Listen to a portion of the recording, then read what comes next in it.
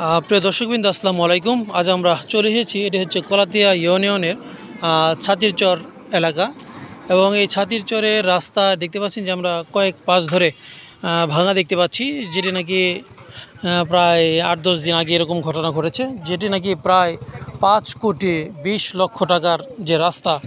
তো সে রাস্তায় কিন্তু চলাচলের জন্য এখন মানুষের কাছে অনেকটা আতঙ্কের কিংবা হয়তোবা এটি বিপজ্জনকও মনে হয়।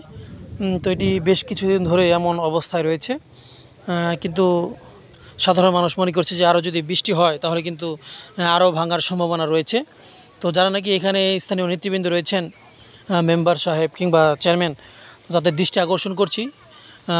তো শুধু যে এখানেই ভাঙা এরকম নয়, তো এই বিশাল বড় এই যে ব্রিজ কালভার্ট, তো এর পাশেও দেখা যাচ্ছে ভাঙনের অনেকটা ভাঙন দেখা যাচ্ছে।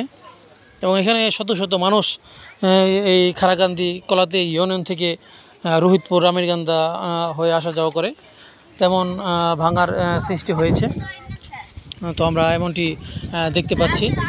তো আমি যদি একটু ভালো করে দেখানোর চেষ্টা করি, তো দেখতে পাচ্ছেন যে ভাঙনটা কিন্তু যদি এখনই মেরামত করা না হয় তাহলে কিন্তু সামনে আরও বড় ভাঙনের সৃষ্টি হবে।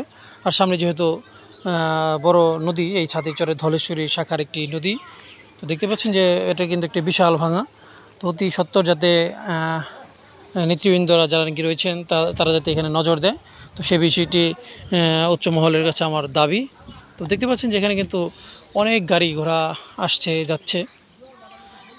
তো প্রায় 5,20,00,000 টাকার এই চুক্তি মূল্যের ব্রিজ, যেটি 2020-21 সালে অর্থ বৎসরে এটি এসেছিল। তো অসাধারণ ব্রিজ হয়েছে, তো যেটি আমরা দেখতে পাচ্ছি। তো ভবিষ্যতে যাতে এই ব্রিজের কাজটি সংস্কার হয়, তো সেটি দাবি থাকবে। ধন্যবাদ। আসসালামু আলাইকুম।